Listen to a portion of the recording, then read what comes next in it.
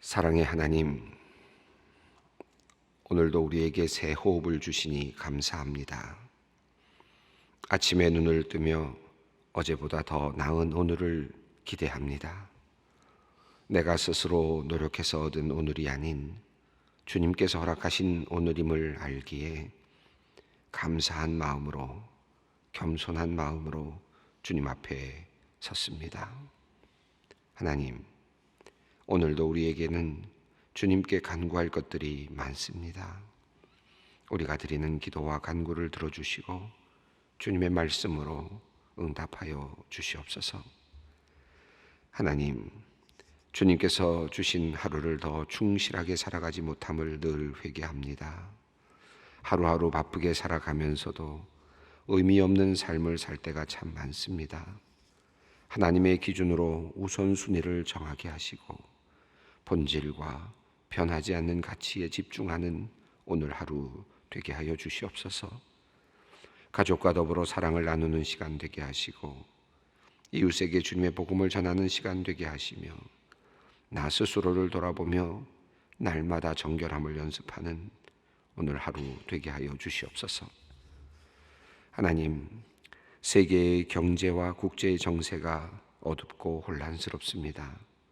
마치 앞길을 모른 채 칠흑 같은 어둠을 걸어가는 것 같아서 많은 사람들이 미래에 대한 두려움으로 힘들어하고 있습니다. 주가가 곤두박질치고 매출이 급감하여 어려움을 당하는 기업들이 있습니다. 미래를 전망할 수 없기에 사업은 더 움츠려들고 경직되어 갑니다. 당장 이번 달에 월세를 걱정해야 하는 수많은 자영업자들과 영세 상인들도 있습니다. 주님, 하늘을 우러러 주님께 기도하게 하옵소서. 주님의 자녀들에게 이 혼란과 변화의 시기를 잘 이겨낼 수 있도록 지혜와 능력을 주시기를 원합니다. 이들에게 창조적인 영감을 주시옵소서. 그리하여 오늘의 위기가 도리어 하나님께서 숨겨놓으신 보물을 발견하는 기회의 시간이 되게 하여 주시옵소서. 주님께서 우리 성도님들의 모든 기업과 사업장을 친히 다스려 주시고 이끌어 주시기를 기도합니다. 이들의 사업에 복을 내려 주시어 나라와 국민에게는 희망을 주고 하나님께는 영광을 돌리는 믿음의 기업과 사업들이 되게 하여 주시옵소서. 하나님, 이 나라를 위하여 기도합니다. 이념과 세대를 따라 생겨나는 갈등이 우리 사회를 끊임없이 분열시키고 있습니다. 서로 소통하려 하지 않고 서로 이해하려 하지 않습니다. 교류로 하지 않고 죽이려고 달려듭니다.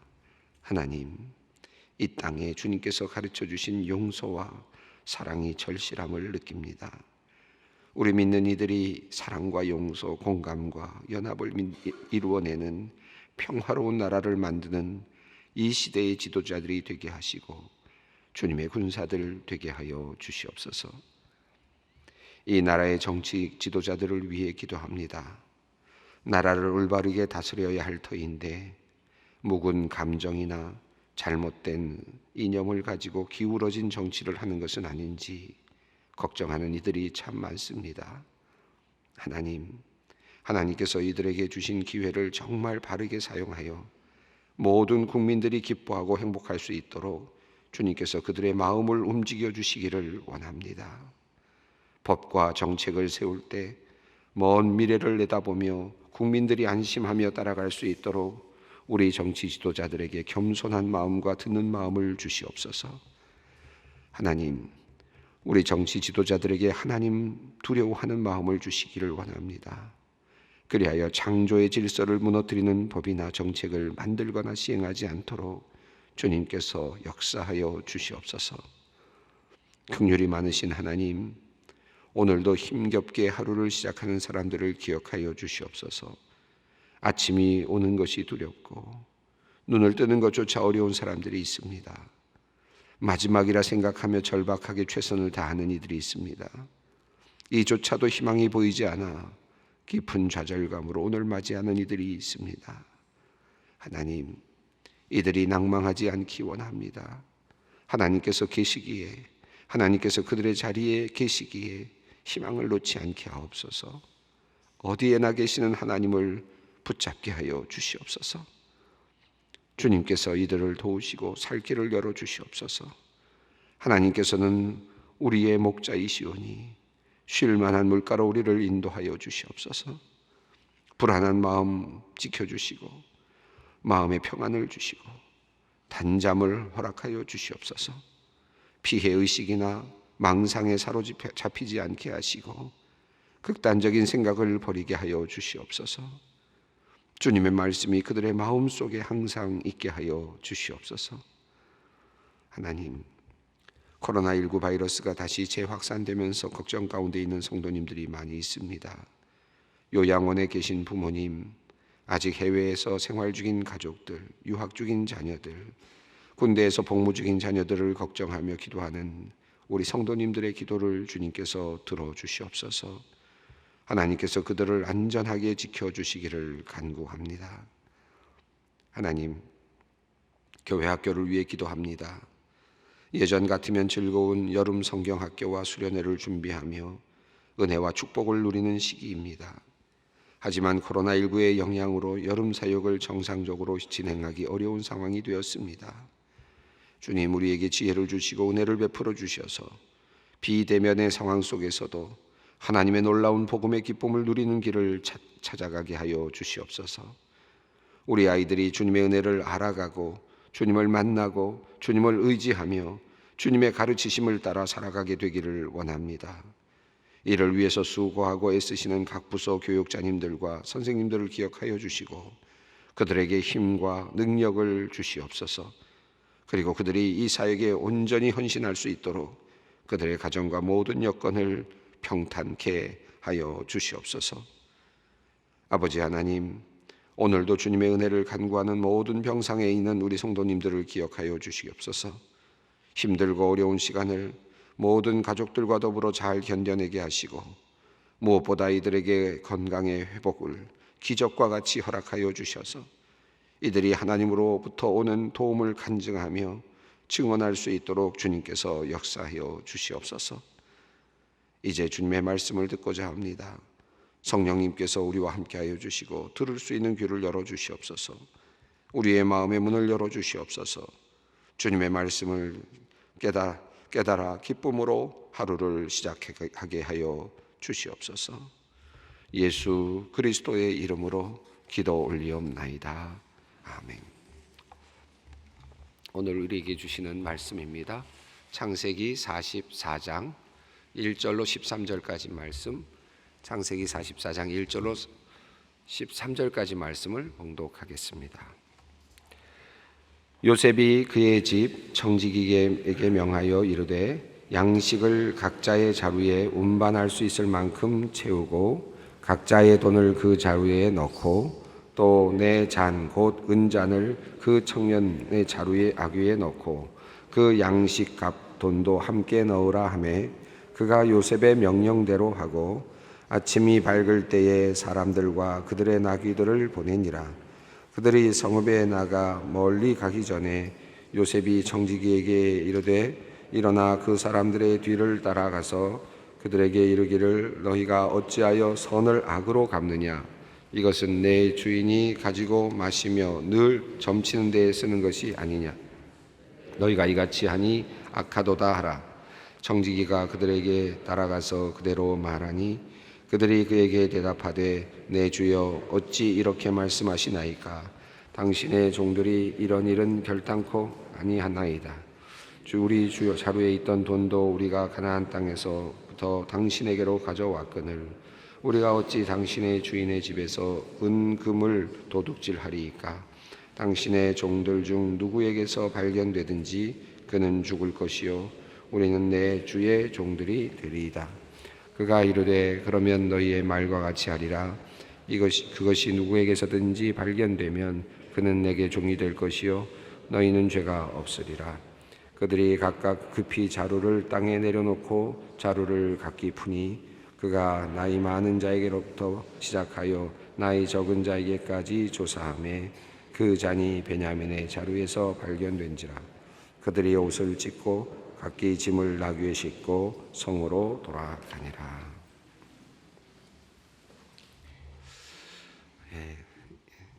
지금 요셉과 형제들의 만남의 이야기가 계속 이제 진행되고 있습니다. 계속 이어지는 이야기 속에서 우리가 흥미진진한 내용들을 발견하게 되는데, 우리가 지난 시간에 우리가 보았던 내용은 요셉과 형제들이 함께 모여서 식사를 나누는 장면이었고, 베냐민을 불러서 다시 한번 확인하고 그에게 5배나 음식을 주었다 하는 그런 내용을 우리가 살펴보았습니다. 형제들과 이야기를 나누면서 아주 즐거운 시간을 가졌던 것 같습니다. 그런데 그 장소에서, 그 자리에서 요셉은 자기 자신의 모습을 드러내지 않았습니다. 그 자리에서 얼마든지 형제들에게 자기 자신이 동생 요셉이다라고 말하지 않고 한 번 더 시간을 갖습니다. 그리고 한 번 더 이제 확인하는 시간을 갖게 됩니다. 한번 베냐민이 돌아오는 데까지는 지금 이제 요셉이 확인을 했는데, 그래서 베냐민을 위해서 베냐민을 데리고 오고, 그리고 시므온을 찾아가는, 시므온이 잡혀 있기 때문에 그 형제를 버릴 것이냐, 아니면 형제를 찾기 위해서 올 것이냐. 형제를 찾기 위해서 오려면 베냐민을 데리고 와야 되는 상황이거든요. 그런데 어쨌든 기근 때문에 버티다가 야곱이 결정을 다시 하고 확실하게 이제 베냐민을 보내기로 결정하게 되었기 때문에 이제 베냐민을 데리고 형제들이 이제 요셉을 찾아왔습니다. 그런데 그 요셉을 찾아왔다는 이야기는 물론 그 곡식을 얻는 것도 중요하지만 그 시므온을 다시 찾아가는 것도 굉장히 중요하지 않습니까? 형제를 찾아가는 것이 굉장히 중요하죠. 그것을 확인하는 작업이었다고 할 수 있겠습니다. 그런데 참 뭐라 그럴까요? 그 중심이 거기 없어서 그랬는지 모르지만 그 이야기의 흐름을 보면, 앞서 나왔던 이야기들을 쭉 읽어 내려가다 보면 시므온을 빨리 찾아야 되겠다고 하는 그런 마음이 없어 보여요. 별로 사실은 그들에게는 지금 요셉에게 다가가는 이유는, 요셉에게 베냐민을 데리고 가게 된 이유는 양식이 없어서이지 시므온을 찾기 위해서는 아닌 것 같아요. 그런 내용이 거의 없죠. 이 내용 속에 보면, 우리 읽어 내려가는 내용 속에 보면 시므온을 찾기 위해서 우리가 무조건 가야 됩니다라고 말하는 사람도 없었고, 그저 그냥 기다리다가 결과적으로는 양식이 없으니까 야곱은 또 시므온이 죽었다고 생각했을지도 모르고, 그러니까 그저 그냥 기다리다가 결국은 기근이라고 하는, 배고픔이라고 하는 자기 자신들의 경우는 어쩔 수 없는 상황 속에서 이제 요셉을 만나기 위해서 형제들을 보내고 베냐민을 보냈죠. 그리고 나서 형제들의 재회가 일어난 겁니다. 요셉이 보기에는 그렇지만 그들 입장에서는 이제 요셉은 물론 보이지 않았겠습니다. 자, 그런 상황에서 함께 식사를 나누었습니다. 이제 요셉은 그 자리에서 자기 자신을 드러내지 않고 한 번 더 이제 확인을 하려고 합니다. 그것은 베냐민을 버릴 것인가. 아직도 형제에 대한 사랑은 그들에게 끈끈하지 않습니다. 물론 어느 정도는 보입니다. 그런데 과연 과거를 뉘우치고 있는가? 그리고 베냐민에 대한 그 사랑이 있는가? 시몬에 대한 사랑도 그다지 많아 보이지 않는데 요셉은 확인할 길이 없죠, 아직. 자, 그런데 이 모든 것들을 다시 한번 확인하기 위해서 이제 마지막 시험의 단계를 거쳐가게 됩니다. 어떤 분들은 이 요셉의 이야기를 읽어가면서 이 부분, 이 44장 1절부터 이어지는 이 부분에서 요셉이 속이는 장면이 나오거든요. 이제 속이는 장면이지. 이거는 청지기의 입장에서 본다면, 오늘 본문을 청지기의 입장에서 본다면 굉장히 그 주인이 이상한 사람이죠. 자기에게 집어넣으라 그러고, 그러니까 뭐라 그럴까요? 그 하나의 속임수를 하고 있는 주인의 모습이 그대로 드러납니다. 청지기에게는 그대로 드러나고 있는 모습인데, 그래서 요셉도 속이는 사람이다. 요셉도 결국은 속였다. 그래서 그 집안은 다 속이는 집안이다. 그래서 그것이 어디서부터 왔느냐? 야곱에게서부터 왔다. 이렇게 해석하는 분들도 있어요. 그래서 이것을 속이는 한 장면으로 똑같이 형제들도 속였고 또 요셉도 속이는 모습으로 이렇게 이해하고 그렇게 풀어가는 그런 해석도 있습니다. 또 그렇게 이해할 수도 있겠죠. 그런데 저는 그렇게 이해되지 않고, 이 요셉이 지금 속이고 있는 것은 속인다라기보다는 시험하는 단계라고 보여집니다. 그러니까 똑같이 형제들이 속였듯이 요셉도 악한 마음으로 지금 속이는 것이 아니라 형제들의 사랑을 확인하기 위한 방법으로 지금 그와 같은 시험을 하는 거죠. 그래서 그 시험을 하기 위해서 어쩔 수 없이 그들을 지금 어떤 함정으로 몰아가는 속임이라고 하는 그런 그 단계를 거쳐가야 되는 그런 지금 상황에 있습니다. 그래서 요셉이 선하고 그리고 예수님의 예표와 같은 모습이라고 우리가 생각할 때는 우리가 요셉도 속이는 자다라고 말하면 그 모든 것들이 좀 틀어지는데, 물론 뭐 얼마든지 그렇게 이해할 수 있겠지만, 만약에 우리가 요셉을 예수 그리스도의 예표라고 본다면 우리가 이 본문을 해석할 때 요셉도 속이는 자였다라고 보기보다는 요셉이 어떤 하나의 방식을 통해서 지금 형제들을 시험하고 있는 그런 모습으로 이해하는 것이 더 이 본문을 이해하는데 훨씬 더 우리가 더 많은 은혜를 누릴 수 있지 않을까 생각이 듭니다. 자, 그래서 지금 요셉은 이제 형제들을 이제 그 시험하기 위해서 한 가지 방법을 지금 찾습니다. 1절을 읽어보겠습니다. 요셉이 그의 집 청지기에게 명하여 이르되 양식을 각자의 자루에 운반할 수 있을 만큼 채우고 각자의 돈을 그 자루에 넣고, 자 2절까지 있습니다. 또 내 잔 곧 은잔을 그 청년의 자루 아귀에 넣고 그 양식값 돈도 함께 넣으라 하매 그가 요셉의 명령대로 하고. 여기 이 본문에서 이제 우리가 주목해 볼 수 있는 분은 물론 요셉이고 형제들인데 그 사이에 있는 청지기입니다. 제가 왜 청지기에 대한 말씀을 드리냐면 그 청지기를 우리가 예수님의 예표로 우리가 요셉을 본다면 청지기를 우리가 우리와 함께 우리의 모습으로도 확인할 수 있기 때문에 그런 관점에서 본다면 또 은혜를 누릴 수 있을 것 같아요. 자, 청지기에게 명령합니다. 그런데 2절 마지막 부분을 보면 요셉의 명령대로 했다. 이 명령은 조금은 뭐라 그럴까 이해하기 어려운 명령이죠. 자, 곡식 자루에 그 다음에 돈도 넣고 그리고 돌려줄 돈도 넣고 음식 값도 다시 넣고 그 다음에는 또 뭘 하라고 했습니까? 은잔을 하나 넣어라. 그것도 그 청년에게 넣어라. 이것은 이제 뭔가를 꾀하는 그런 모함이라는 것을 분명히 알아차렸을 것입니다. 그러나 청지기는 어떤 대꾸도 하지 않습니다. 주인의 명령을 따라서 그대로 명령대로 했다라는 것입니다. 자, 그 다음에 또 다시 이제 3절, 4절, 5절이 이어지는데 이 3절, 4절, 5절은 이제 그들이 이제 떠나가게 된 다음에 요셉이 다시 청지기에게 명령하는 내용입니다. 3절 읽습니다. 아침이 밝을 때에 사람들과 그들의 나귀들을 보내니라. 그들이 성읍에 나가 멀리 가기 전에 요셉이 청지기에게 이르되 일어나 그 사람들의 뒤를 따라가서 그들에게 이르기를 너희가 어찌하여 선을 악으로 갚느냐. 5절입니다. 이것은 내 주인이 가지고 마시며 늘 점치는 데 쓰는 것이 아니냐. 너희가 이같이 하니 악하도다 하라. 여기 보면 3절, 4절, 5절에서 이제 요셉이 이렇게 이야기하라고 구체적으로 그 방법을 가르쳐 줍니다. 그 내용까지도 알려줬습니다. 자, 그러니까 6절 보십시오. 읽어보겠습니다. 청지기가 그들에게 따라가서 그대로 말하니. 자, 청지기는 그대로 명령대로 하고 또 6절에 보면 그대로 말하고 자기 생각이 있을 거 아닙니까? 분명히 자기의 어떤 판단이 있을 겁니다. 아마 요셉이 이렇게 말하라고 말할 때 청지기는 얼마든지 그 요셉에게 이런 이야기 할 수 있습니다. 아니 지금 요셉이 당신이 총리께서 이렇게 하라고 했는데 그 다음에 가서 그것을 그렇게 어떻게 이야기하라고 하십니까? 왜 그렇게 덮어 씌우려고 하십니까? 이야기할 수도 있고요. 얼마든지 그 자기의 판단이 들어갈 수 있었을 것 같아요. 그리고 이것은 정의로운 일이야 라고도 할 수 있을 것 같고 이것은 공의로운 일이야. 자기가 이것을 그렇게 주인의 명령을 거역하는 것이 공의로운 일이라고 생각할 수도 있었을 것 같아요. 그러나 청지기는 지금 주인의 모든 뜻을 알지 못합니다. 정확하게 모든 뜻을 알지 못해요. 그런 상황에서 주인에게 온전하게 순종하는 거죠. 주인의 어떤 뜻이 있을 것이다. 주인이 이렇게 하는 데에는 뭔가 이유가 있을 것이다. 이것 밖에는 그가 이 말을 자신 있게 이렇게 할 수 없겠죠. 이런 확신이 없다면 이런 일을 할 수 없습니다.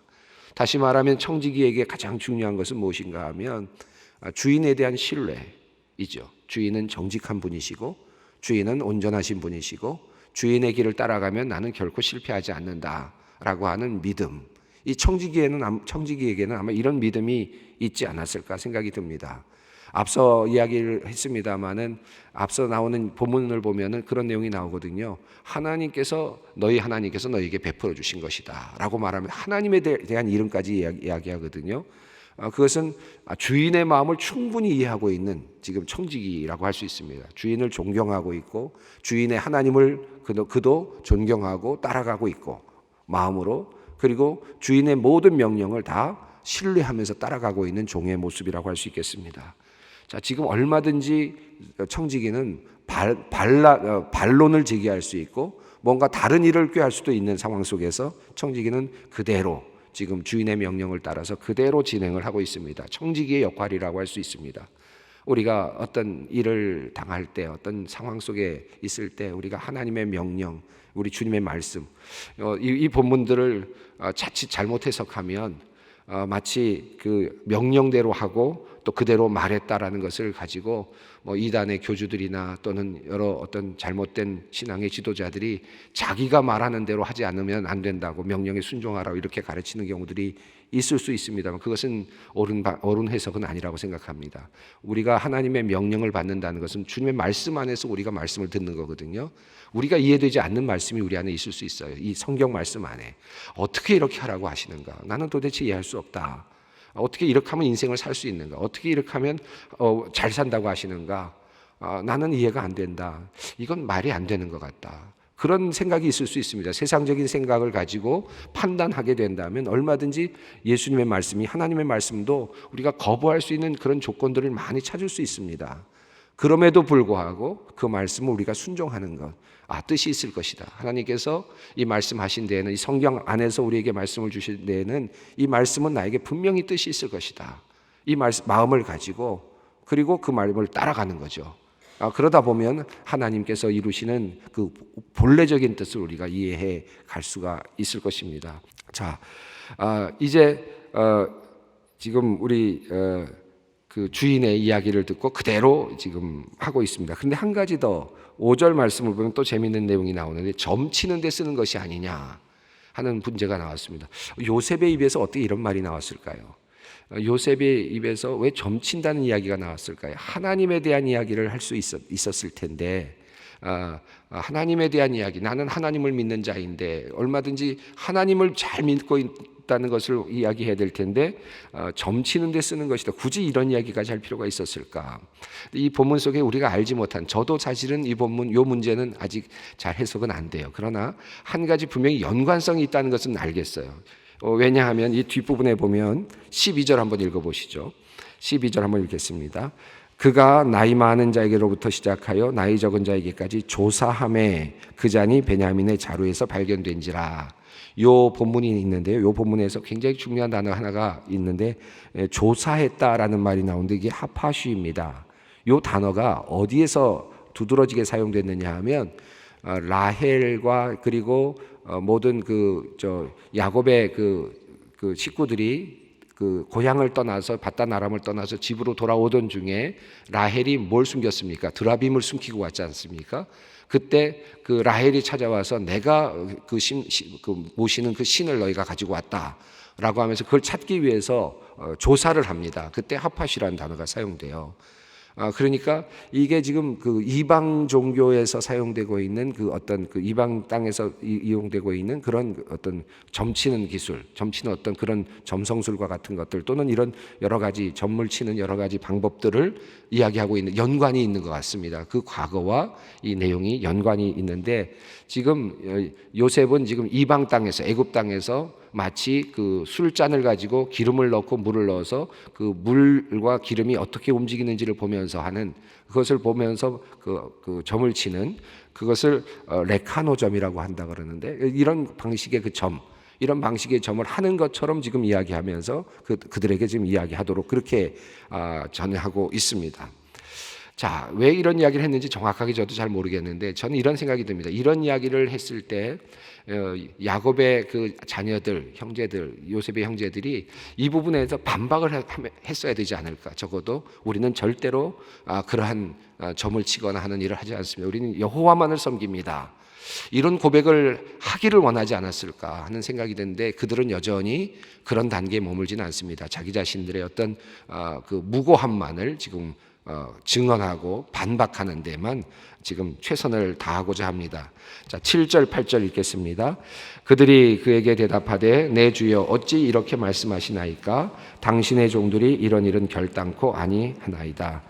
8절입니다. 우리 자루에 있던 돈도 우리가 가나안 땅에서부터 당신에게로 가져왔거늘 우리가 어찌 당신의 주인의 집에서 은금을 도둑질하리이까. 9절입니다. 당신의 종들 중 누구에게서 발견되든지 그는 죽을 것이요 우리는 내 주의 종들이 되리이다. 자, 9절 말씀에서 아마 읽는 독자들은 이 말은 하지 말지 이런 생각이 들 것 같아요. 모든 것을 아는 관점에서는요. 그들은 이렇게 이야기합니다. 결단코 하지 않았습니다. 물론 당연합니다. 그들은 진실을 말하고 있습니다. 완전한 부인을 합니다. 그리고 나서 맹세하지요. 그렇게.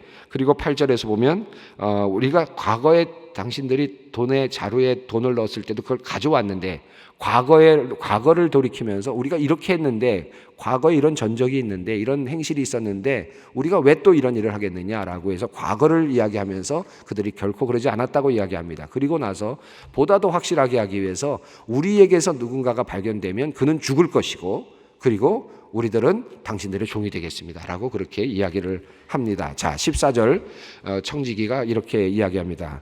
그가 이르되 그러면 너희의 말과 같이 하리라. 그것이 누구에게서든지 발견되면 그는 내게 종이 될 것이요 너희는 죄가 없으리라. 한 단계 낮춰줬어요. 죽이지 않았습니다. 뭐라고 이야기합니까? 그는 내 종이 될 것이고 발견된 사람은 종이 될 것이고 발견되지 않은 사람은 돌려보내겠다 라고 하는 그런 이야기입니다. 요셉의 어떤 의도를 잘 알고 있는 지금 그와 같은 이야기를 하고 있습니다. 이 이야기는 이제 다음 시간에 좀 더 이야기하겠습니다. 자, 각자 급히 자료를 내려놓고 풀었습니다. 하나씩 풀어갑니다. 첫째 아들 없습니다. 둘째 아들 없습니다. 셋째 아들 없습니다. 넷째 아들 없습니다. 쭉 하나씩 내려가는데 마지막 베냐민은 남았습니다. 여러분 한번 생각해 보세요. 그 상황에서 그들의 마음이 어땠을까? 그들에게만 발견되지 않으면 된다 라고 생각했겠죠. 그런데 베냐민에게서 나왔습니다. 12절 읽은 말씀 그대로죠. 그러자 13절 그들이 옷을 찢고 각기 짐을 나귀에 싣고 성으로 돌아갑니다. 이제 큰일 났습니다. 베냐민이 자기들의 말에 의하면 죽어야 되는 입장이고 그리고 그 청지기의 말에 의하면 그는 종이 되어야 되고 돌아갈 수 없는 모습이 됐고 상황이 됐고 그들은 돌아갈 수 있는 좋게 생각하면 베냐민 하나 남겨놓고 와야 되는 상황이고 나쁜 상황이 되면 베냐민이 죽고 자기 자신들은 돌아갈 수 없는 상황이 되는 그와 같은 아주 긴박한 상황에 도달하게 되었습니다. 물론 이것은 지금 요셉이 형제들을 지금 시험하는 시험의 단계 가운데 있는 것이었습니다. 자, 오늘 이제 시험에 들어가고 있는 지금 요셉과 요셉의 형제들의 이야기를 읽어가면서 우리 주님께서도 우리를 시험하시는 단계가 있습니다. 우리에게 늘 우리를 복 주시고 우리와 함께 하시지만 또 때로는 우리를 시험하시는 그런 시간들이 우리에게 있습니다. 그것은 뭔가를 확인하시기 위해서 우리의 사랑을 확인하시기 위해서 그러실 때가 있는데 오늘 이 시간 어렵고 힘든 분들이 있을 때 하나님 앞에 나가서 하나님 이 시험을 제가 잘 이길 수 있게 해달라 하는 기도의 자리에서 함께 할 수 있었으면 좋겠습니다. 우리 기도하겠습니다. 하늘에 계신 우리 아버지의 이름을 거룩하게 하시며 아버지의 나라가 오게 하시며 아버지의 뜻이 하늘에서와 같이 땅에서도 이루어지게 하소서. 오늘 우리에게 일용할 양식을 주시고 우리가 우리에게 잘못한 사람을 용서하여 준 것 같이 우리 죄를 용서하여 주시고 우리를 시험에 빠지지 않게 하시고 악에서 구하소서. 나라와 권능과 영광이 영원히 아버지의 것입니다.